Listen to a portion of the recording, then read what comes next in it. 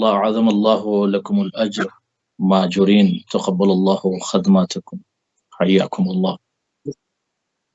جزاک اللہ ناظرین، ہمیشہ کی طرح تھوڑی سی تمیدی گفتگو کے ساتھ پروگرام کا آغاز کریں گے۔ آج کے جو ہمارے پروگرامز کے اندر نکات ہیں اس میں ام المومنین جناب بی بی ام سلمہ کے ساتھ امام حسین علیہ السلام کا جو مکالمہ ہے اس کو آپ کے سامنے پیش کیا جائے گا۔ امام حسین علیہ السلام نے جو راستہ جو طریق اختیار کیا وہ معروف راستے کو کیوں اختیار کیا، اس کے اوپر بات ہوگی۔ امام حسین علیہ السلام کس وقت مدینے سے عازم سفر ہوئے، وہ کیا وقت تھا، اور انکار بیعت کے کتنا عرصہ آپ مدینے میں رکے یا فوراً مدینے سے جو ہے کربلا کی طرف یعنی مکے ہوتے ہوئے عازم سفر ہوئے۔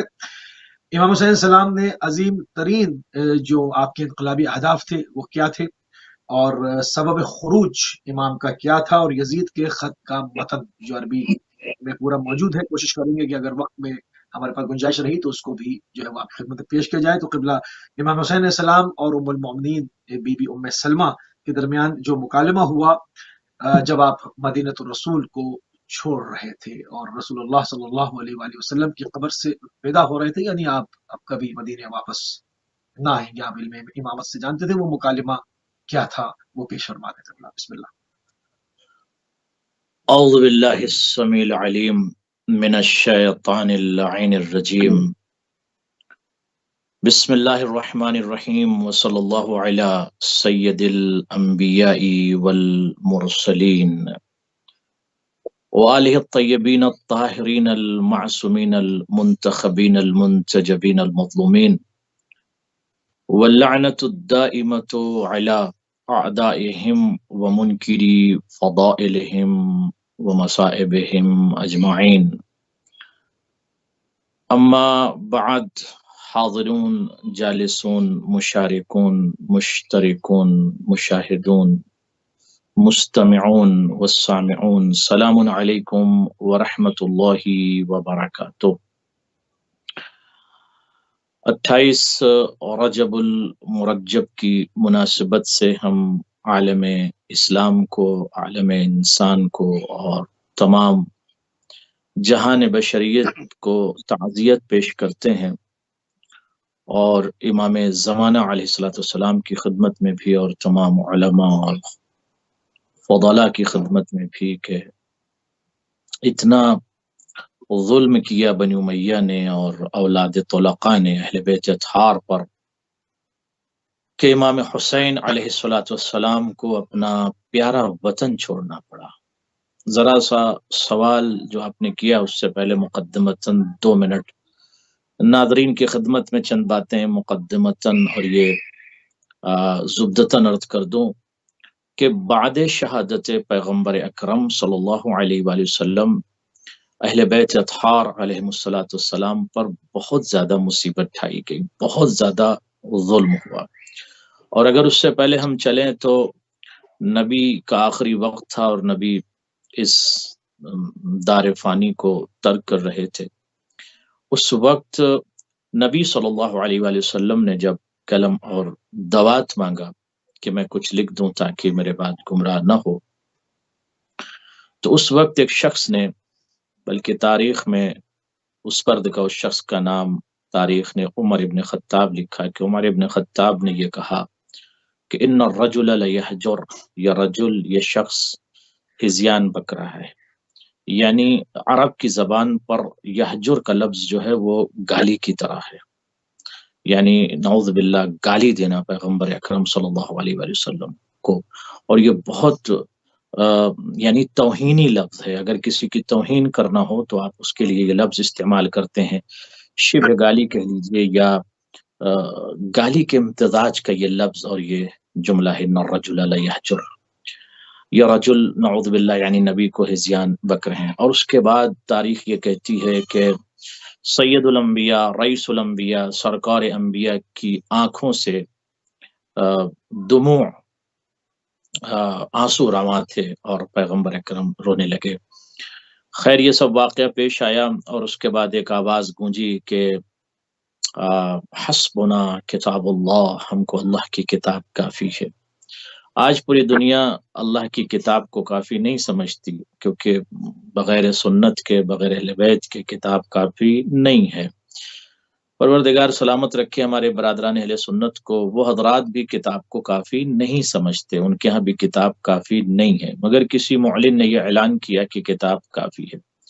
اس کے بعد نبی کے گھر والوں پر ظلم کا آغاز ہوا، علی موسوی صاحب، بیٹی کا گھر جلایا گیا، ان پر ظلم ہوا، پسلیاں توڑی گئیں، جناب فاطمہ سلام اللہ علیہا کا حق غصب کر لیا گیا، ان کے اس میراثی ورقے کو پھاڑ کر پھینکا گیا، قدموں سے کچلا گیا، اس نوشتہ پیغمبر کی توہین کی گئی، اور نبی کی بیٹی کو رو رو کر یہ کہنا پڑا، سبت علیہ مصائب لو انہا، سبت علی الایام سرنا لیالی، بابا، میرے بابا، آپ کے بعد میرے اوپر ایسے مصائب گرائے گئے بابا، ایسے مصائب ڈھائے گئے بابا، اتنا ظلم ہوا میرے اوپر بابا، کہ اگر یہ ظلم بابا دن کے اجالے پر ہوتا تو دن کے اجالے میں اتنی طاقت نہیں ہے کہ یہ دن کا اجالا اتنے مصائب کو برداشت کر لیتا بابا جو میں نے برداشت کیے، تو یہ دن کا اجالا رات کی تاریکی میں بدل جاتا غم اور حزن کی وجہ سے،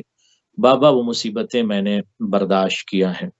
تو اس طرح سے امت نے نبی کی بیٹی پر ظلم کیا، اس کے بعد امام حسن علیہ الصلوۃ والسلام کو قتل کیا۔ یہ مقدمہ عرض کر رہا ہوں تاکہ 28 رجب ذرا سمجھ میں آ جائے۔ اور امام حسن کو اس طرح سے شام سے زہر آیا، اور زہر دے کر امام حسن کو جب قتل کیا گیا جعدہ بنت اشعث کے ذریعے سے، تو امام حسن مجتبیٰ کا جگر کٹ کٹ کے تشت میں گرا، اور امام حسن علیہ الصلوۃ والسلام شہید ہو گئے، امام حسین موجود تھے اس وقت۔ اور اس کے بعد بہت بڑا ظلم ہوا کہ امام حسن مجتبیٰ کا جنازہ جب مقبرہ کی طرف، مدفن کی طرف لے جایا گیا، تو اس نواز رسول کے جنازے پر تیر برسائے گئے۔ آپ دیکھیں ظلم کتنا ظلم ہے، آج پوری امت مسلمہ کو سمجھنا چاہیے، مسئلہ مذہبی نہیں ہے، یہ مسئلہ کسی فرقہ اور کسی ملت سے اس کا تعلق نہیں ہے، مسئلہ یہ ہے کہ نبی اور آل نبی پر بہت ظلم ہوا۔ اس کے بعد امام حسن کے بعد امام حسین کی شہادت سے پہلے 28 رجب امام حسین علیہ السلام سے بیعت مانگی گئی۔ اب جب بیعت مانگی گئی تو امام حسین نے رفض بیعت کیا اور کہا کہ مجھ جیسا اس جیسے کی بیعت نہیں کر سکتا۔ امام حسین علیہ السلام مدینہ چھوڑنے لگے، اس وقت جناب نانی ام سلمہ سے گفتگو ہوئی، اور جو کلام پیش کیا مولا نے وہ میں متن کے ساتھ آپ کی خدمت پیش کرتا ہوں کہ امام حسین علیہ السلام کے درمیان جو حوار ہوا، جو گفتگو ہوئی، وہ آج مورخون نے، صاحبان تواریخ نے اس کو منقوش مکتوب کر رکھا ہے۔ جناب ام سلمہ امام حسین علیہ السلام سے کہتی ہیں کہ بیٹا میرے لیے بہت قلق شدید ہے، میں بہت ہی غم میں ڈوبی ہوئی ہوں بیٹا، میں بہت ہی محزونہ ہوں، تم جا رہے ہو عراق کی طرف، لفظ عراق سن کر میں بہت زیادہ محزون ہوں۔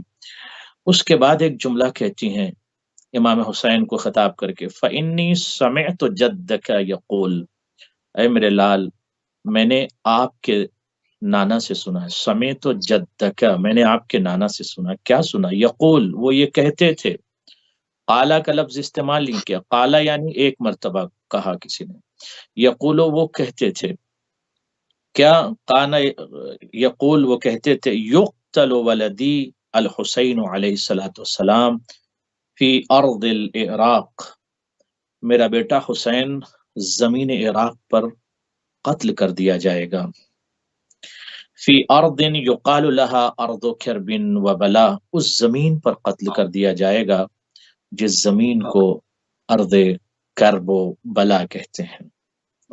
فقال لها، اب امام حسین نے نانی سے کہا، فقال لها، نانی سے کہا، یا اماں، ظاہر ہے کہ نانی کو بھی وہ ماں ہی کہتے تھے، یا اماں، انا واللہ عالم ذالک، اے میری نانی، اے میری ماں، میں جانتا ہوں، مجھے علم ہے، اس موضوع کا مجھے علم ہے جو آپ نے ارشاد فرمایا کہ نانا آپ سے کربلا اور عراق کا ذکر کرتے تھے، مجھے علم ہے۔ وَإِنِّي مَقْتُولٌ لَا مُحَالَ، اور میں قتل ہوں گا، مجھے قتل ہونا ہی ہے، مجھے قتل کر دیا جائے گا۔ وَلَيْسَ لِي مِنْ هَذَا لَعَبُدْ يَدَبَدٌ وَإِنِّي وَاللَّهِ لَعَارِفُ الْيَوْمَ الَّذِي أُقْتَلْ فِيهِ، خدا کی قسم، لعارف اليوم الذي اقتل فيه، خدا کی قسم مجھے اس دن کا بھی علم ہے جس دن میں زمین کرب و بلا پر قتل کر دیا جاؤں گا، وعارف من یقتلنی، اور میں اسے بھی جانتا ہوں جو مجھے قتل کر دے گا، وعارف البقع التي ادفن فیہا، اور میں اس زمین کربلا کے اس ٹکڑے کو بھی جانتا ہوں جہاں پر مجھے دفن کر دیا جائے گا۔ یعنی یہ علم غیب ہے معصوم کے پاس امام۔ اس کے بعد کہتے ہیں وَإِنْ أَرَدْتُ يَا أُمَّا أُرِيكِ حَفْرَتِي وَمَضْجَعِي، نانی میں آپ کو وہ گڑھا بھی دکھا سکتا ہوں اور وہ مقام بھی دکھا سکتا ہوں جہاں پر مجھے قتل کیا جائے گا، جہاں پر مجھے شہید کیا جائے گا۔ ثم اشار الحسین علیہ الصلوۃ والسلام الی جہت کربلا، اس کے بعد امام حسین نے کربلا کی طرف انگلی سے اشارہ کیا۔ یہ امامت کی طاقت اور قدرت اور اختیارات کا اندازہ لگائے دنیا۔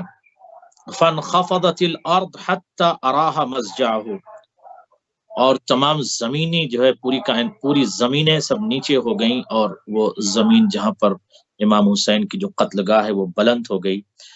امام نے نانی کو دکھایا، کہا نانی وہ جگہ دیکھیں جہاں پر میں قتل ہو جاؤں گا۔ فعند ذلك بکت ام سلمہ بکاء شدیدا، رسول اللہ کی بہت شدید گریہ کیا۔ آج لوگ کہتے ہیں نا کہ امام حسین کی شہادت پر امت مسلمہ روتی کیوں ہے، یہ شیعہ روتے کیوں ہیں؟ رسول اللہ کی بیٹی نے گریہ کیا، اور رسول اللہ کی زوجہ نے سن کر صرف کربلا کا تذکرہ اور وہ شہادت کی جگہ دیکھ کر گریہ کرنے لگی۔ تاریخ کہتی بکت ام سلمہ بکاء شدیدہ، بہت شدید گریہ کیا ہے۔ ام سلمہ کو محبت تھی امام حسین علیہ الصلوۃ والسلام، بے حد گریہ کیا۔ وسلمت امرہ الی اللہ، بحار الانوار المجلسی جلد 44، جلد 44 پر اس روایت کو جناب علامہ مجلسی نے ذکر کیا۔ تو جناب ام سلمہ سلام اللہ علیہا کا گریہ ثابت ہے، زوج رسول کا گریہ ثابت ہے، اور امام حسین نے وہ سارے مناظر اور قتل گاہ اور مقتل کو بھی دکھایا اور یہ بتایا کہ کون مجھے قتل کرے گا، کہاں پر میری مجھے شہید کیا جائے گا، اور میرا مقتل کیا ہے، سب امام حسین نے اپنی نانی سے ارشاد فرمایا۔ امام حسین علیہ السلام نے جو راستہ اختیار کیا اس میں مختلف اور راستے بھی تھے، مگر سب سے جو معروف راستہ تھا اس کو کیوں اختیار کیا، اس کی وجہ اور علت قبلہ بیان فرما دیں۔ اس کے بہت سارے وجوہات تھے، اس میں سے جو علماء خبراء اور محللون التواریخ اور جو تحلیلات کے خبیر اور اخبر ہیں، اور جنہوں نے روایات پر کافی اپنے تجزیے کو پیش کیا ہے، ان سب کا زبدہ اور خلاصہ یہ ہے کہ من وراء ذلك امرا اعلامیا و تبلیغا، امام کا ایک مقصد یہ بھی تھا کہ اس عام راستے کو اختیار کیا جائے، اس قوافل والے راستے کو جہاں پر جس راستے سے تمام قوافل اور افراد اور عوائل اور عشائر گزرتے ہیں، اس راستے کو اپنایا جائے، اعلاماً و تبلیغاً، تاکہ اس راستے پر جب لوگوں سے ملاقاتیں ہوں گی تو تبلیغ بھی امام کر سکیں گے، بات بتا سکیں گے، تبلیغ دین الہی کر سکیں گے، اور اعلام کر سکیں گے، خبر دے سکیں گے بے نہضت ہی، اپنے اس انقلاب کے متعلق، اس نہضت کے متعلق، اس ثورہ کے متعلق اور اس قیام کے متعلق تمام لوگوں کو خبر دے سکے۔ امام وہ ہوتا ہے جو امام نبی کا نائب ہوتا ہے، نبی کہتے ہیں نبا سے بنا خبر دینے والا، تو امام نائب ہے، تو امام کی بھی ذمہ داری ہے کہ امت کو خبر دیں کہ ان کی نہضت کیا ہے، ان کا قیام کیسے ہوگا، کس ظالم بادشاہ نے، کس طلقاء کی اولاد نے ان کے قتل کا حکم دیا ہے، سر کاٹنے کا حکم دیا ہے، اولاد طلقاء نے کیا کیا ظلم کیا ہے، وہ سب امام حسین اعلام کر سکیں اور تبلیغ کر سکیں اور بتا سکیں اپنی نہضت کے بارے میں۔ اس کے علاوہ امام حسین علیہ الصلوۃ والسلام کا جو مقصد یہ بھی تھا کہ اگر امام حسین کسی سری راستے سے نکلتے تو مورخون اور رائٹر اور رپورٹر اور روات اور صاحبان قلم یہ لکھتے کہ اس راستے سے نکلے امام حسین جو سری تھا، سیکرٹ راستہ تھا، وہ پتہ ہی نہیں چلا کہ امام حسین کب نکل گئے اور کیا ہوا، ورنہ جب یزید ابن معاویہ نے امام حسین علیہ الصلوۃ والسلام کو قتل کرنے کا فرمان جاری کیا تھا اور ایک لیٹر اور رسالہ لکھا مدینے میں کہ امام حسین علیہ الصلوۃ والسلام سے بیعت لو ورنہ ان کو قتل کر دو. تو اگر سری راستے سے نکلتے تو یہ باتیں کسی کو پتہ نہ چلتی، لہٰذا امام نکلے تاکہ سب کو پتہ چل جائے، اور پھر یہ سب کا موقف بھی واضح ہو جائے کہ کون کس جادے پر ہے، کس کی رائے کیا ہے، کون کیا چاہتا ہے، کون یزید کے نہج پر ہے اور کون اہل بیت اطہار کے نہج پر ہے. یعنی ایک موقف سب کا واضح ہو جائے، اور پھر امام حسین کا ہدف بھی واضح ہو جائے کہ ہم اپنی نہضت کے لیے، انقلاب کے لیے، ثورہ کے لیے، قیام دین کے لیے، حفاظت دین کے لیے اور خلق کی حفاظت کے لیے، چونکہ منکر بالکل معروف ہو چکا تھا اور معروف منکر ہو چکا تھا، تو یہ بھی جس میں التباس پیدا ہو گیا تھا. یعنی لوگ منکر کو معروف کہنے لگے تھے اور معروف کو منکر سمجھنے لگے تھے. تو اس التباس کو اور اشتباہ کو امام حسین بھی ختم کرنا چاہتے تھے، اور یزید جیسے طاغی اور دہشت گرد اور مجرم اور اس وقت کے خونخوار خطرناک ٹیررسٹ اور دہشت گرد سے لوگوں کو نجات دلانا چاہتے تھے. اس لیے کسی کو تو قیام کرنا پڑے گا، کیونکہ اس سے پہلے کا زمانہ امام حسین کو معلوم ہے کہ اس سے پہلا سقیفہ میں کتنے لوگ جمع ہوئے، تباہی مچا دی دین کی انہوں نے.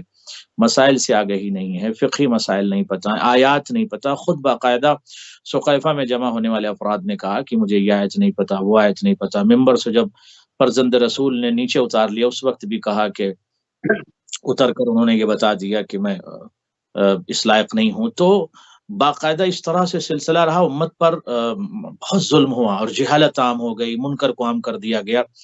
تب یہ سلسلہ چل رہا تھا اور یزید تک یہ خلافت کا سلسلہ پہنچ چکا تھا، اور یزید اتنا بڑا طاغی ہو چکا تھا، اتنا بڑا دہشت گرد ہو چکا تھا، اتنا بڑا مجرم ہو چکا تھا کہ nobody was able to talk against him. کوئی یزید کے خلاف نہیں بول سکتا تھا. شام کے دربار میں یزید جب شراب کے نشے میں ڈوب کر کاس کو کاس سے ٹکراتا تھا، اس وقت بھی مسلمان بیٹھے وہ اسے امیر المومنین کہتے تھے. آپ ذہنیت کو دیکھیں، آپ فکر کو دیکھیں، آپ مزاج کو دیکھیں کہ ایک شرابی کو خلیفہ کہہ رہے ہیں، ایک مجرم کو، ایک دہشت گرد یزید کو خلیفہ کہہ رہے ہیں. کیوں؟ یہ مزاج کیسے بن گیا ایک دن میں تو مزاج نہیں بنتا.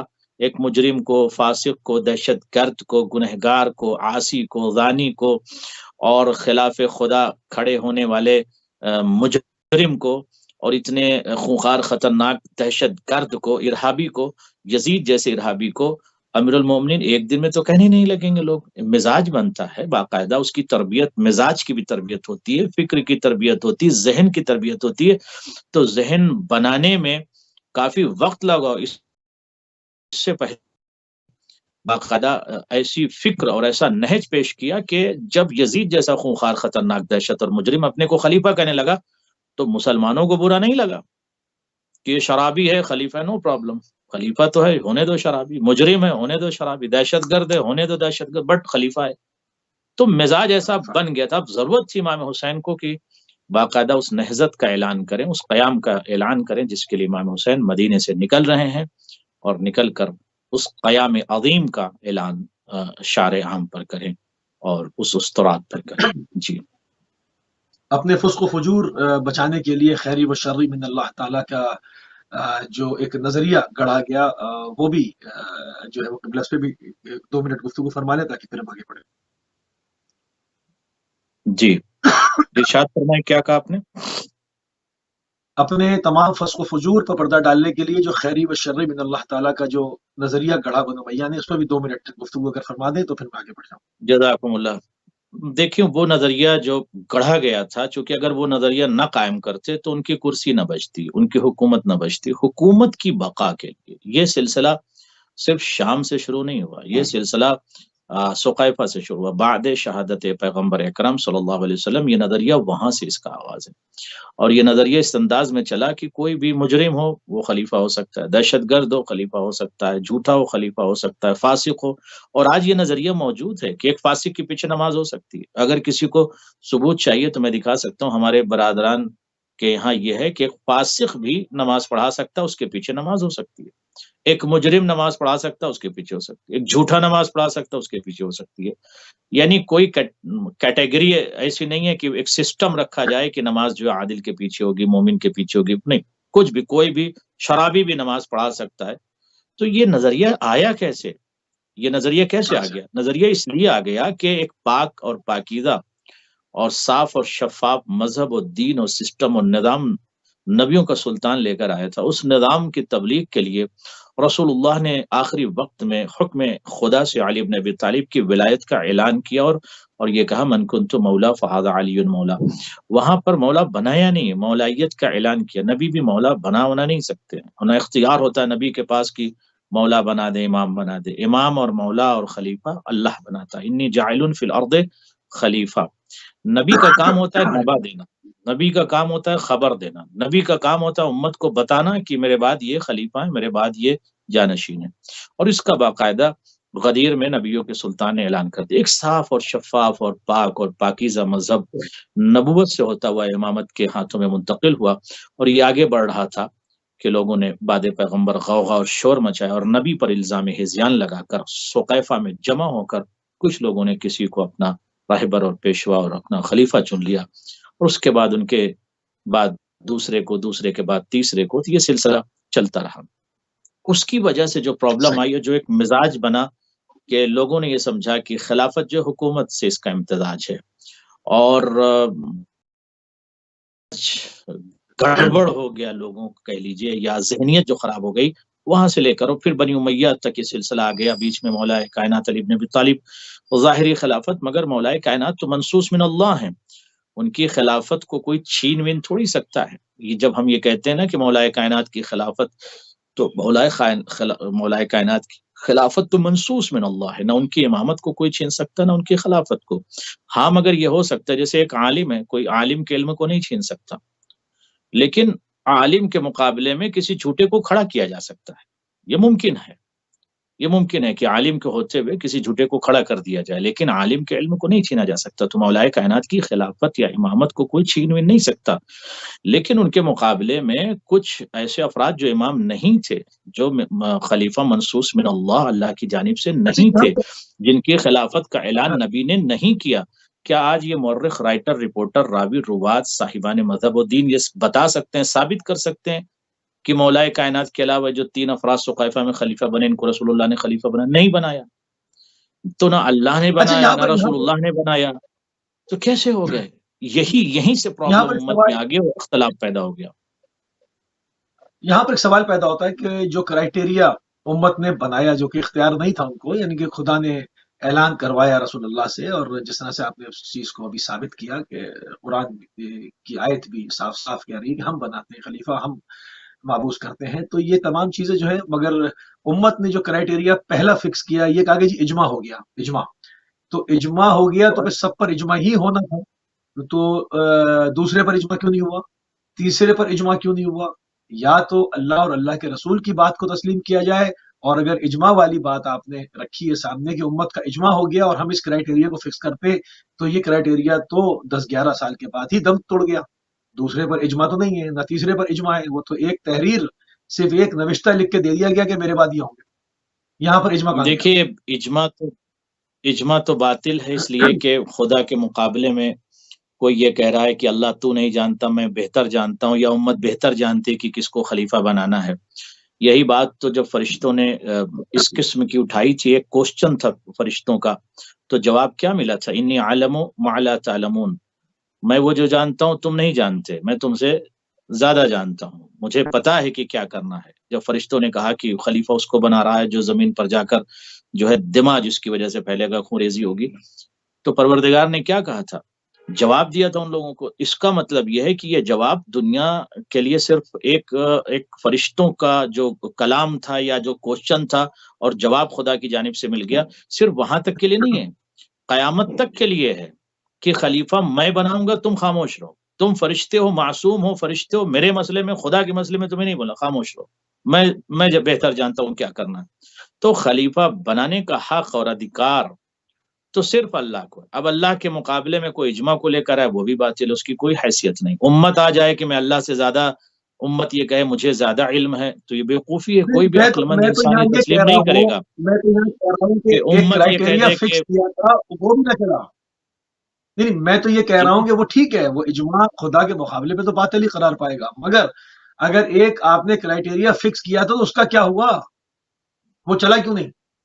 وہ چلا اس لیے نہیں کہ دیکھیے جب جھوٹ پر کوئی عمل یا کوئی فعل یا کوئی مسئلہ مبنی ہوتا ہے یا غلط بنیاد اس کی ہوتی ہے تو اس میں تسلسل نہیں ہوتا، اس میں دوام نہیں ہوتا، اس میں استمرار نہیں ہوتا، وہ چیز ختم ہو جاتی ہے۔ ایک میں تو اجماع چلانے کی کوشش کی گئی کہ اجماع، اچھا سوال عقلی سوال یہ ہے کہ عقل سے خود سوال کریں کہ اتنا بڑا دین، اتنا بڑا مذہب، اتنا بڑا اسلام، اور اللہ یوں ہی چھوڑ دے گا پوری امت کو کہ لڑو تم لوگ، جسے چاہے اپنا امام بنا لو، جسے چاہے اپنا خلیفہ بنا لو؟ یعنی اللہ کی کوئی ذمہ داری نہیں کہ 1,24,000 اس نے انبیاء بھیجے، قرآن بھیجی، کتاب سماوی بھیجی، اسلام بھیجا، ساری چیزیں اس نے بھیجی، نعمات دیا، تسلسل نعمات سب کچھ، اور اللہ امت کو یوں چھوڑ دے گا کہ جاؤ لڑو مرو، جس کو جو کرنا ہے کرے، جسے چاہے اپنا خلیفہ بنا لو، جسے چاہے اپنا رہبر بنا لو، جتنے مذہب چاہے ہو جائیں، جتنے فرقوں میں لوگ بڑھ جائیں، جو چاہے۔ ایسا نہیں ہے۔ عقل اس کا ان تمام چیزوں کا عقل استعمال نہیں کرتی یا عقل قبول نہیں کرے گی۔ عقل یہ کہتی ہے، باقاعدہ قرآن سے یہ ثابت ہے اور اس روایات سے یہ ثابت ہے اور باقاعدہ احادیث سے پیغمبر سے یہ ثابت ہے کہ خلیفہ یا امام یا جانشین پروردگار نے آلریڈی بنا دیے، اور یہ من جانب اللہ ہے۔ میں نے یہاں تک عرض کیا کہ نبی کو بہت ذمہ داری کے ساتھ یہ جملہ کہہ رہا ہوں، میں اپنے لفظوں کا ذمہ دار ہوں۔ نبی الانبیاء، نبیوں کے سلطان و سردار کو بھی یہ حق نہیں ہے کہ کسی کو خلیفہ بنا سکیں۔ امام علی کو بھی وہ خلیفہ نہیں بنا سکتے، کسی کو نہیں بنا سکتے، وہ اعلان کرتے ہیں۔ امام علی اس کائنات میں آنے کے بعد خلیفہ تھوڑی بنے ہیں، وہ تو پہلے سے من جانب اللہ ہوتے ہیں، یا نبی کوئی پیدا ہونے کے بعد نبی تھوڑی بنتا ہے۔ جب حضرت اچھا عیسیٰ انکار عروش بیعت جو مادر ہوا، میں اعلان کرتے ہیں کہ آتانی الکتاب وجعلنی نبیہ، مجھے کتاب دی گئی اور مجھے نبی بنا کر بھیجا گیا، تو پیدا ہونے کے بعد تھوڑی نبی جناب عیسیٰ بنے۔ تو اگر یہ سلسلہ، یہ نظام الہی ہے، اسے دنیا کو سمجھنا چاہیے کہ یہ جواب مرفوض ہے، مطرود ہے، متروک ہے، کوئی بھی ایکسپٹ نہیں کرے گا کہ اتنا بڑا دین، اتنا بڑا مذہب کہ جس کے بعد کوئی نبی نہیں آئے گا، کوئی پیغمبر نہیں آئے گا، اور سرکار یوں ہی چھوڑ دیں اور اللہ یوں ہی چھوڑ دے گا، جسے چاہے اپنا، جس پر اچھا چاہے امت اجماع کر لے۔ انکار بیعت جو ہوا ولید بن مغیرہ کے دربار میں، جو انکار بیعت ہوا قبلہ، اس کے کتنے عرصے کے بعد تاریخ نے کیا لکھا کہ امام حسین علیہ السلام نے مدینے سے جو ہے وہ رخصت اختیار کی، بس ایک سوال بیعت فاسق کو رد کیا، بس ایک سوال بیعت فاسق کو رد کیا، ورنہ کسی کی بات نہ ٹالی حسین نے۔ بسم اللہ۔ جزاکم اللہ خیر الجزا۔ ملعون نے جب بیعت مانگی امام سے تو امام نے منع کر دیا۔ ظاہر ہے کہ کوئی بھی معصوم غیر معصوم کی بیعت نہیں کر سکتا، یہ ایک نظام ہے، ایک سسٹم ہے، ایک بنیاد ہے۔ اگر یزید شرابی نہیں ہوتا، فرض کیجئے ساری دنیا ہٹا دے یزید کے، یزید کے علاوہ کوئی اور بھی، یزید سے پہلے جو گزرے ہیں خلفاء، کوئی بھی معصوم غیر معصوم کی بیعت نہیں کر سکتا، چاہے امام حسین ہو، امام حسن ہو، مولا علی ہو، غیر معصوم کی بیعت نہیں کر سکتا، یہ نظام ہوتا ہے۔ رسول اللہ صلی اللہ علیہ وسلم بھی معصوم تھے، کسی غیر معصوم کی نبی بیعت نہیں کرتا، امام بھی کسی غیر معصوم کی بیعت نہیں کرتا۔ تو رفض بیعت جب طلب کیا گیا اور یزید کتب رسالتاً، یزید نے ایک لیٹر لکھا اور یہ کہا کہ بیعت لے لو، اگر بیعت سے انکار کریں تو امام حسین کا سر کاٹ کے میرے پاس بھیج دینا۔ بیعت طلب کی گئی، امام نے بیعت نہیں کی، اور اس کے بعد کہا امام نے کہ مثل لا یباع مثلہ، مجھ جیسا اس جیسے کی بیعت نہیں کر سکتا، مجھ جیسا اس جیسے کی بیعت، یعنی مجھ جیسا، مجھ جیسے سے مراد کیا ہے؟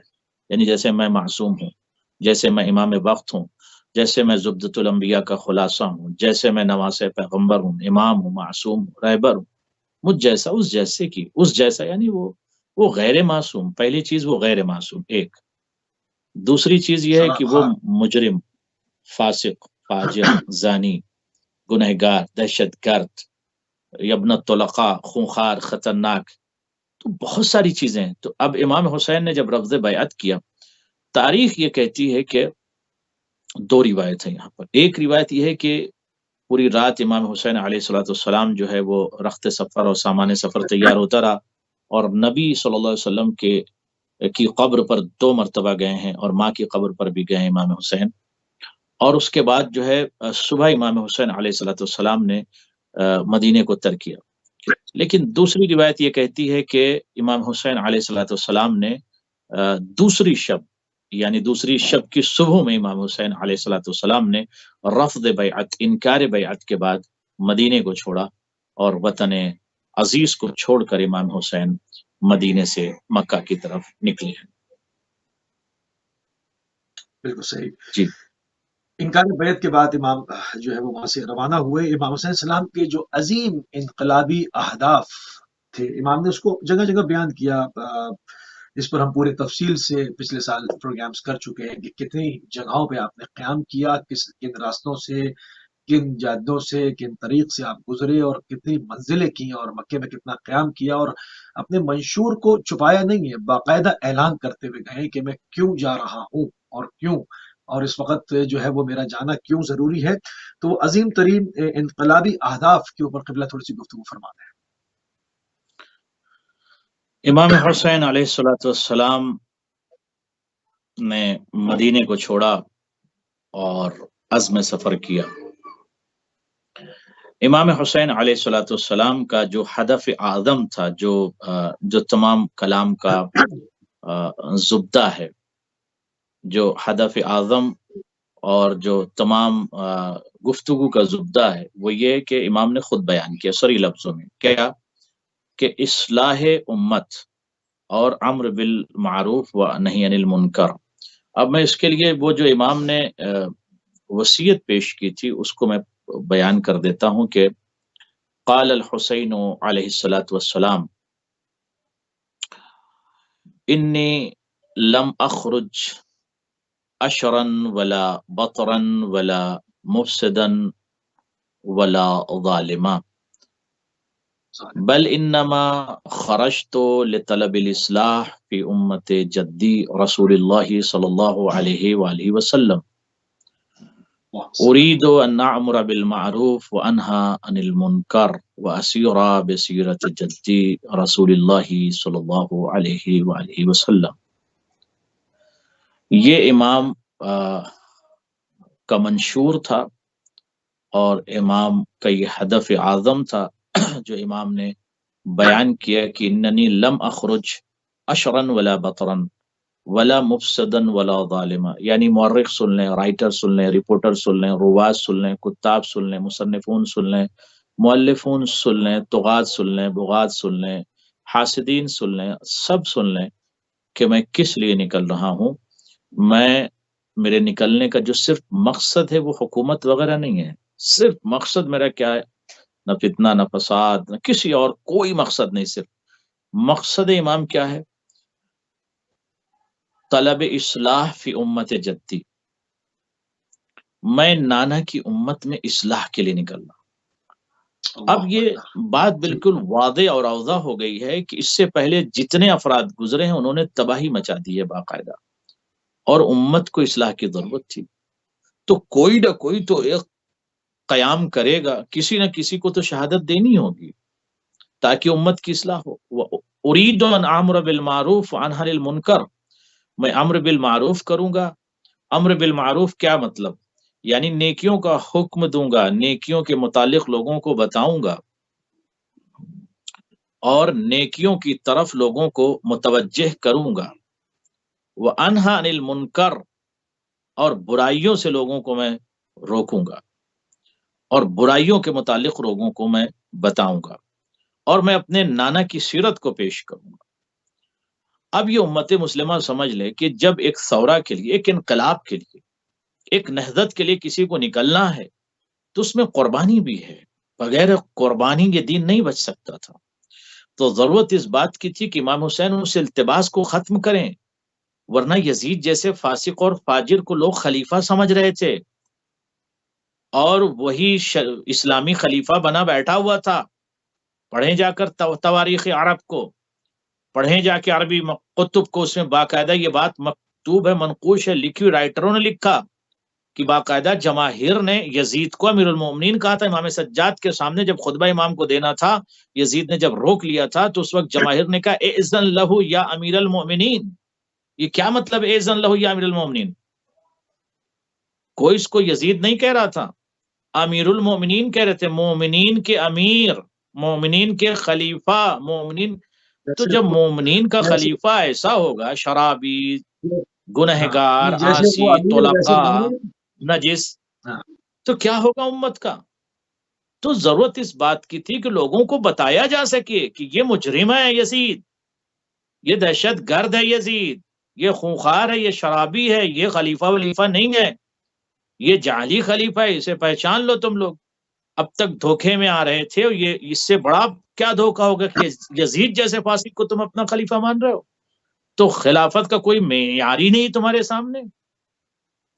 जमाहिर शाम और वो क्राउडेड यजीद का दरबार, जहां पर बैठे हुए लोगों ने यजीद को अमीरुल मोमिनीन कहा बाकायदा, और मेरे पास ये रिवायत मौजूद है, किसी को चाहिए तो मुझसे राब्ता करें, मैं पेश कर सकता हूं।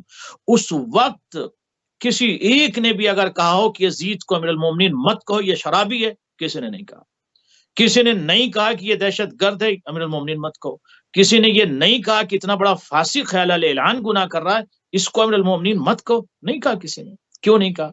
मिजाज ऐसा बन चुका था, ऐसी दिमागी तरबियत हो चुकी थी, जिस मिजाज में उम्मत को ढाल दिया जाए, उम्मत उस मिजाज में ढल गई तकरीबन। और फिर यजीद जैसे मुजरिम को उन्होंने अपना खलीफा तस्लीम कर लिया था, मान लिया था और मान रहे थे। जी। सुभान अल्लाह। अच्छा, सबब खुरूज अगर हम तो इमाम हुसैन को बात जरूरत इस करें, बात की थी, जी, कि निकले और एक असबाब सौरा खुरूज और एक इनकलाब कायम करें। सबब खुरूज अगर हम पर एक बात करें, तो इसके अलावा आप असबाब में और क्या कुछ पाते हैं? कोई और नुकात आपके जी, ज़हन में हो?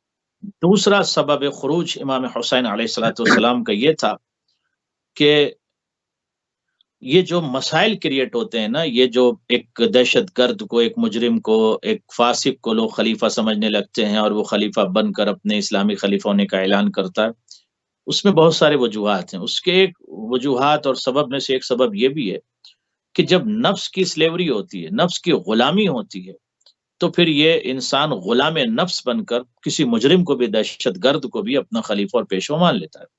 इमाम हुसैन अलैहिस्सलाम करबला इसलिए गए थे, इमाम हुसैन ने खुरूज इसलिए किया था, इमाम हुसैन ने मदीने को इसलिए छोड़ा था, यजीद जैसे खूंखार खतरनाक फर्द से सिर्फ दुनिया को आजाद करना नहीं था, यजीद के चेहरे को तो इमाम ने दुनिया के सामने पेश कर दिया, दिखा दिया, उसके अलावा दुनिया को नफ्स की गुलामी से आजाद करना था, स्लेवरी ऑफ सोल से फ्री करना था, कि जब नफ्स की गुलामी होती है तो कोई उमर साद बनता है, कोई यजीद बनता है, कोई खूंखार दहशत बेशक। गर्द बनता है, कोई मुस्लिम खलीफा बनता है। ये सब नफ्स की गुलामी की वजह से। इसलिए मैं छोड़ रहा हूँ वतन अजीज को, और मैं इसलिए करबला जा रहा हूँ कि मैं नफ्स की गुलामी से आजाद कर दूंगा। जब नफ्स की गुलामी से, स्लेवरी ऑफ सोल से उम्मत फ्री हो जाएगी, तो फिर ये प्रॉब्लम का खात्मा हो जाएगा। इसी का नाम है इनकलाब। तो इमाम हुसैन किसी एक शख्स के खिलाफ सिर्फ इमाम का खुरूज थोड़ी था कि आज यजीद है और कल यजीद के बाद कोई और होगा तो उसके खिलाफ नहीं। इमाम ने एक क़याम कुल्ली किया है, अब उसमें तमाम तुगात और बुगात और सब शामिल हो गए, जो भी होगा वो सब शामिल हो गए। तो इमाम ने यजीद जैसे मुजरिम के खिलाफ क़याम करके दुनिया को उस तागी से नजात दिलाया, उस दहशत गर्द से नजात दिलाई। आज क्या है, शाम में आप देखें, यजीद का कोई मानने वाला आपको नहीं मिलेगा, कोई नहीं कहता मैं यजीदी हूँ, जबकि उसकी यहाँ हुकूमत थी, सिटी ऑफ यजीद की शाम द में सिटी ऑफ हुकूमत थी, मगर कोई एक भी मुझे फर्द नहीं मिला। मैं 27 साल 27 ईयर से शाम में हूँ, मुझे कोई नहीं मिला जो कहता हो, अगर हो सकता है दिल में किसी के रिज्स हो, लेकिन कोई ये नहीं कहता कि अना यजीदी, मैं यजीदी हूँ। एक फिरका है वो ईजीदी है, वो यजीदी नहीं है। एक फिरका जो अरब में किसी मंतक़े में पाया जाता है, बवादिया में, वो ईजीदी है, यजीदी नहीं है। तो यजीदी कोई नहीं मिलता, क्यों? जबकि उसकी इतनी बड़ी बादशाहत, तख्त व ताज, साकिर, अफराद, अहबाब, लश्कर और तमकनत अच्छा, और यजीद के तमाम खत का अफवाज, कुदरत और ताकत मतन का क्या था? मालिक था। 40 मुल्कों में उसकी हुकूमत थी, मगर आज कोई यजीदी कहने के लिए अपने आप को तैयार नहीं। क्यों? इमाम हुसैन ने उसको इतना जलील कर दिया, यजीद को इतना, उसका जो गंदा चेहरा था, उस खलीफा का जो गंदा चेहरा था, यजीद जैसे खलीफा का जो गंदा चेहरा था, इमाम ने पेश कर दिया कि ये खलीफा वलीफा नहीं है, जाली है, इसका चेहरा गंदा है। उस गंदे चेहरे को इमाम ने दिखा दिया। वो इस्लाम जो चेहरे पर ओढ़े हुए थे, इस्लाम का नकाब, उसे नोच कर फेंक दिया, कहा ये गंदा, इसका चेहरा देखो, ये मुजरिम है, ये फासिक है, ये दहशत गर्द है, ये अच्छा, गुनहगार है। इसके खत का मतन, तो इस मलून के जी, इस मलून के खत का मतन अरबी में जो है वो थोड़ा सा पेश कर दें, यजीद लईन का जो खत है। اس کا مطلب بھی وقت محدود ہو رہا ہے. ہم تھوڑا سا وداع امام حسین السلام نے جو قبر مادر سے وداع کیا اس کے تھوڑے سے مسائب بھی سننا چاہیں گے. تو اس کے خط کا اگر متن آپ مختصراً بھی بیان کر دیں تو پھر ہم آگے بڑھیں. ہمارے پاس 13 منٹ. كتب الملعون رسالة ملعون نے والی مدینہ کو خط لکھا بیعت کے لیے امام حسین علیہ السلام سے، اور یہ کہا کہ امام حسین سے کہو کہ یزید کو اپنا خلیفہ تسلیم کریں. ان یکون یزید خلیفۃ للمسلمین، کہ یزید مسلمانوں کا خلیفہ، امام حسین سے اس بات کی بیعت لے لو. اس کے بعد تاریخ یہ کہتی ہے کہ 2 لیٹر یزید نے لکھا ہے. پہلا لیٹر جب لکھا تھا اور ولید کے دربار میں، ولید ابن عتبہ بن ابی سفیان، پھر سے سننا، یزید نے کس کو خط لکھا؟ والی مدینہ. کون ہے والی مدینہ؟ ولید ابن عتبہ ابن ابی سفیان. سمجھ گئے آپ؟ دیکھیے رشتہ، دیکھیے شجرہ، دیکھیے ولید ابن عتبہ بن ابی سفیان. اس کے بعد جو جملہ، عبارت کیا ہے اس جملے کی؟ اذا اتاک کتابی ھذا، یہ خط، یہ کتاب، یہ لیٹر، یہ رسالہ جب تم تک پہنچے، فاحذر الحسین حسین ابن علی وعبد اللہ بن زبیر فخذہما بالبیعۃ لی. یہ لیٹر جیسی میرا امام حسین علیہ السلام اور عبداللہ بن زبیر سے تم بیعت لے لینا، اور اگر وہ انکار کر دیں، فَإِنْ امْتَنَعَ فَاضْرِبْ أَعْنَاقَهُمَا، اگر یہ انکار کر دیں تو ان کی گردن کو کاٹ دینا. دیکھیے یہ خلیفہ ہے، دیکھیے خلیفہ ہے. یہ ایسے ہوتے ہیں جعلی خلیفہ، ایسے ہوتے ہیں دہشت گرد اور ڈپلیکیٹ خلیفہ، ایسے ہوتے ہیں. کیا کہہ رہا ہے یہ خلیفہ ملعون یزید؟ کہہ رہا ہے کہ فَاضْرِبْ أَعْنَاقَهُمَا، تاریخ یعقوبی جلد 2، ان کے دونوں کی گردن کو کاٹ دینا، قتل کر دینا. اس کے بعد قتل کر کے کیا کرنا؟ وَابْعَثْ لِي بِرُؤُوسِهِمَا، اور ان دونوں کے راس کہتے ہیں عربی میں سر کو، رؤوس اس کی جمع ہے، ان دونوں کے سر کو کاٹ کر ہمارے پاس بھیج دے. وَابْعَثْ لِي، میرے پاس بھیج دے، میرے لیے بھیج دے. امام حسین اور عبداللہ بن زبیر کا سر کاٹ کے میرے پاس بھیج دے. کون کہہ رہا ہے؟ یہ خلیفہ یزید ابن معاویہ کہہ رہا ہے. خلیفہ کہہ رہا ہے کہ کاٹ کے. اب آپ دیکھیں اتنا مجرم اور اتنا دہشت گرد اس کو المومنین کہہ رہے ہیں. تو افسوس ہوتا ہے مجھے کبھی کبھی کہ کیوں اہل بیت اطہار پہ اتنا امت نے ظلم کیا. ابھی بھی مسلمانوں کو بات سمجھ میں نہیں آ رہی. سمجھیے میرے بھائی. اس کے بعد کہتا ہے ملعون وَابْعَثْ لِي بِرُؤُوسِهِمَا، ان دونوں کا سر کاٹ کے بھیج دو. وَخُذِ النَّاسَ بِالْبَيْعَةِ، اور لوگوں سے بیعت لو، سب سے بیعت لو. فَمَنِ امْتَنَعَ، اگر جو ہے نا کوئی منع کرے، فَانْفِذْ فِيهِ الْحُكْمُ، تو جو میرا حکم ہے سر کاٹنے کا وہ کرو. جتنے لوگ منع کریں ان کا گردن کاٹتے جاؤ. وفی الحسین ابن علی و عبداللہ ابن زبیر والسلام، اور حسین ابن علی اور عبداللہ ابن زبیر میں بھی یہی کام کرنا ہے. اگر یہ انکار کریں تو ان کے سر کو، ان کے گردن کو کاٹ کر میرے پاس سر کو بھیج دو. تاریخ یعقوبی جلد 2 صفحہ 241 میں یہ بات مکتوب ہے، مذکور ہے. اب آپ دیکھیں یہ کیسا خلیفہ ہے مجرم دہشت گرد، جو نواسر رسول کے سر کو کاٹنے کے لیے کہہ رہا ہے، عبداللہ ابن زبیر کے سر کو کاٹنے کے لیے کہہ رہا ہے. یہ جعلی خلیفہ ایسے ہوتے ہیں، یہ دہشت گرد ایسے ہوتے ہیں. اور جماہیر شام اس کو اپنا امیر المومنین کہہ رہے ہیں. اصل میں لوگ اس پر تو لعنت برملا کر دیتے ہیں، مگر وہ راستہ نہیں دیکھتے جس راستے سے، چور دروازے سے یہ لایا گیا، جہاں عشائر کی بیعت کو زبردستی کس طرح سے بیعت کی گئی. اس میں جو مومنین تھے ان کو دربدر کیا گیا، ان کو پس زندان کیا گیا، ان کو قتل کیا گیا. اس کے لیے گراؤنڈ بنایا گیا. حالانکہ شقیں جو تھیں، جو امام حسن علیہ السلام کے ساتھ پیس ٹی سائن ہوئی تھی والی شام کی، تو غاصب شام کی، تو اس کو جو نن وائڈ کیا گیا اس نے اپنے آخری دور میں، اور اس کو لایا تو اس کو تو بنایا ہوا خال المومنین، مامو جان. تو مامو جان کا کیا کریں، اس لیے وہاں امت خاموش ہو جاتی ہے. تو مسئلہ یہاں پہ پھنسا ہوا ہے سیدھا سیدھا، کیونکہ یہ سب بدر کی آگ ہے. بس یہ ساری آگ بدر کی ہے. بدریون جو ہیں وہ باقاعدہ ان کا بہت بڑا جو ہے وہ انتقام ہے. اور یزید نے خود یہ کہا تھا کہ بدریون ہوتے دیکھتے میں نے کیسے انتقام لیا.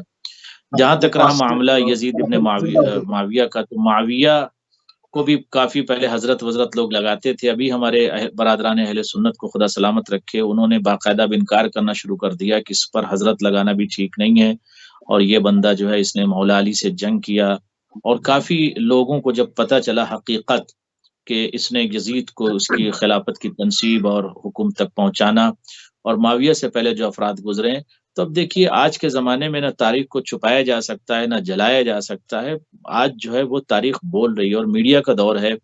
کوئی کسی کو بازور طاقت کے ذریعے سے کسی غلط راستے پر نہیں رکھ سکتا ہے. امت بیدار ہو رہی ہے دھیرے دھیرے، اور انشاءاللہ لوگوں کو ہمارے پتہ پاس چلے گا اتمام کہ حجت تھار پر ظلم کتنا ہوا. افسوس تو اسی بات کا ہے کہ لوگ جو ہے وہ کچھ مجرمین کو بچانے کے لیے اہل بیت کے خلاف بولنے لگتے ہیں. افسوس ہوتا ہے مجھے. کل تو یہ ہوتا تھا کہ شیعہ کے خلاف بول رہے ہیں، چلیے بھائی آپ ہمارے خلاف بولیے، ہمیں برا کہیے، ہمیں جو کہنا ہو آپ کہیے، ہم آپ کو کچھ نہیں کہیں گے، لیکن آپ اہل بیت اطہار کے خلاف کچھ نہ کہیے. آپ جو ہے آل رسول کے خلاف کچھ نہ کہیے، اس لیے کہ بہت زیادہ ان کا مقام عظیم ہے. پنجتن پاک کے خلاف کچھ نہ کہیے، ورنہ جو ہے قبر میں اور محشر میں خیر، بہت برا حال ہوگا. اس لیے امت بیدار ہو جائے. اتمام حجت کرنا ہمارا کام تھا، کیونکہ اگر اس کے اوپر ہم صرف ایک نقطے میں بات کریں گے تو پروگرام میں اور کسی پوائنٹ کی ہمارے پاس گنجائش باقی نہیں رہے گی.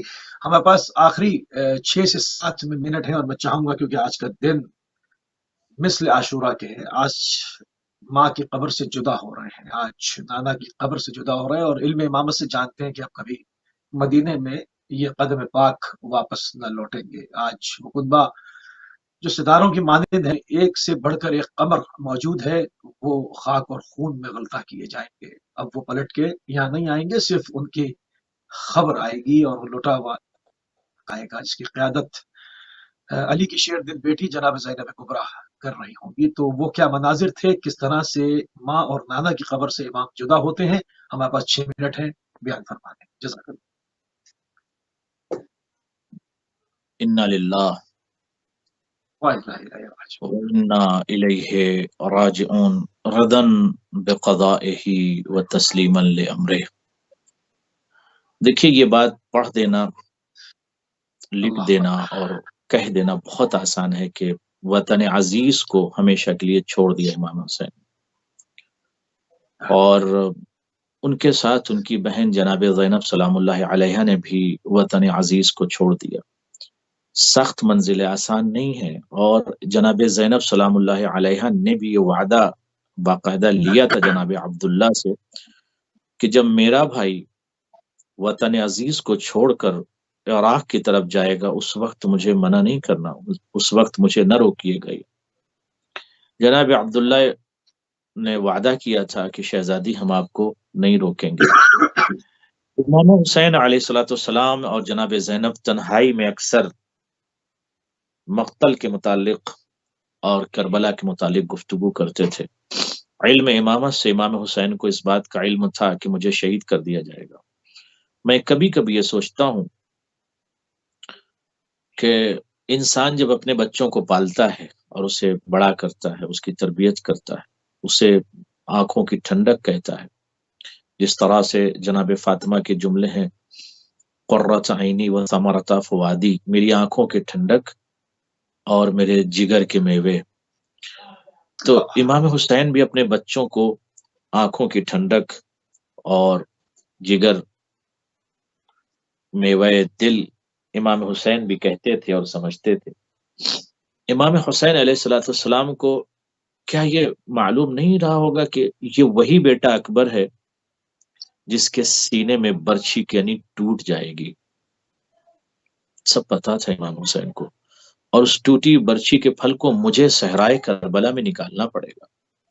امام حسین کو علم تھا کہ 6 ماہ کے بچے کے لاشے کو بھی مجھے کربلا میں اٹھانا ہوگا. مجھے امام حسین کو اس بات کا علم تھا کہ میرے بھائی حضرت عباس کے کٹے ہوئے بازوؤں کو بھی مجھے صحرائے کربلا میں اٹھانا ہوگا.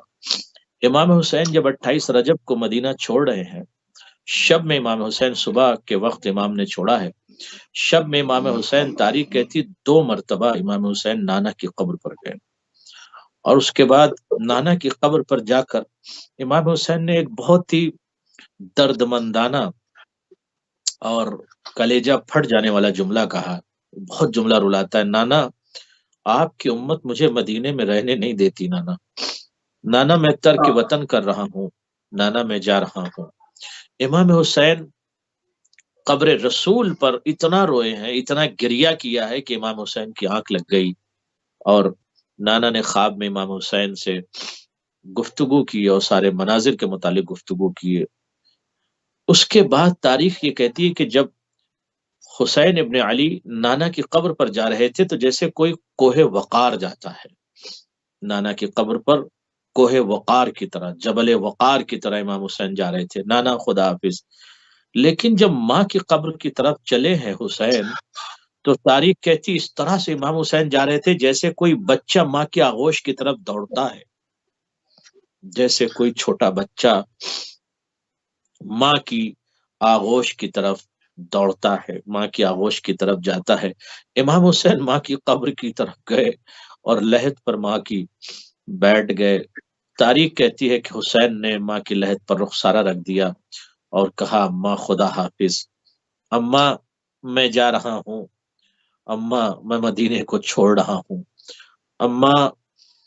اماں جنگل کی طرف جا رہا ہوں، عراق کی طرف جا رہا ہوں، اماں مدینے کو چھوڑ رہا ہوں، کرب و بلا میں جا کے میں پیاسوں کی بستی بساؤں گا، اماں لہو میں ڈوبا چمن دیکھنے چلو، زینب کے بازوؤں میں رسن دیکھنے چلو۔ امام حسین علیہ السلام نے جب گریہ کیا تو قبر مادر سے بھی آواز آئی، میرے لال حسین میں تجھے تنہا نہیں چھوڑوں گی میرے لال، یہ ماں تیرے ساتھ ساتھ جائے گی۔ اور روایت کے جملے ہیں باقاعدہ کہ امام حسین کی یہ اجڑی ہوئی ماں مدینے سے کربلا تک اور روز عاشورہ کربلا میں بھی جناب فاطمہ سلام اللہ علیہا موجود تھیں، اور وہاں پر جناب فاطمہ سلام اللہ علیہا موجود تھیں۔ اور جب امام کی شہادت ہوئی تو شہادت کے وقت بھی یہ فقرہ اکثر پڑھا جاتا ہے کہ اے دشت نینوا میرا بچہ ہے بے گناہ، اے عرض کربلا میرا بچہ ہے بے گناہ، اے دہر بے وفا میرا بچہ ہے بے گناہ، گھیرا ہے ظالموں نے میرے نور عین کو، اے ذوالفقار لوں گی میں تجھ سے حسین کو۔ انا للہ و انا الیہ راجعون۔ تمام حضرات کی خدمت میں تعزیت پیش کر، اور آج بی بی زینب سلام اللہ علیہ کے روضے پر بھی جا کر بی بی کی بارگاہ میں تعزیت پیش کروں گا، اس لیے کہ بی بی آج وطن کو چھوڑ رہی ہیں، بھائی کے ساتھ سفر کر رہی ہیں۔ انا للہ و انا الیہ راجعون، رضا بقضائہ و تسلیم لامرہ۔ جزاک اللہ قبلہ، جزاک اللہ، انتہائی مشکور ہے اور انتہائی ممنون ہے کہ آپ نے ایک مرتبہ پھر اپنا قیمتی ٹائم اہل بیت ٹی وی کو دیا۔ دمشق سوریہ سے آپ سماعت فرما رہے تھے۔ علامہ سید قلب عباس رضوی صاحب کو آج کا دن قیامت کا دن، آج کا دن عاشورہ کی نہضت کا اول دن ہے۔ آج سفر امام حسین علیہ السلام ہے۔ آج پوری دنیا میں جہاں کہیں بھی محبان اہل بیت موجود ہیں وہاں سوگواری کا سلسلہ جاری وساری۔ ہم نے پوری کوشش کی کہ اپنے مختصر ترین وقت میں رہتے ہوئے زیادہ سے زیادہ جو تاریخی حقائق ہیں، جو معلومات ہے، وہ آپ کی خدمت میں گوش گزار کی جا سکے۔ اس وقت ہمارے پروگرام کا ٹائم تمام ہو گیا۔ ہماری اور آپ کی اگلی ملاقات انشاءاللہ بروز پیر یو کے ٹائم سے 5:30 بجے ہوگی۔ اجازت دیجیے۔ السلام علیکم ورحمۃ اللہ وبرکاتہ۔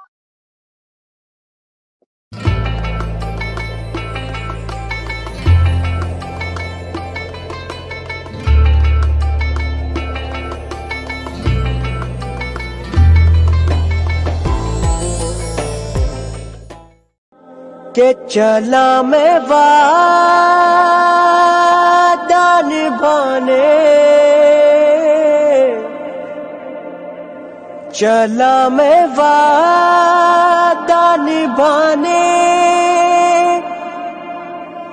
سلام ماں کے مزار، سلام نانا کے روزے، سلام ماں کے مزار، سلام نانا کے روزے،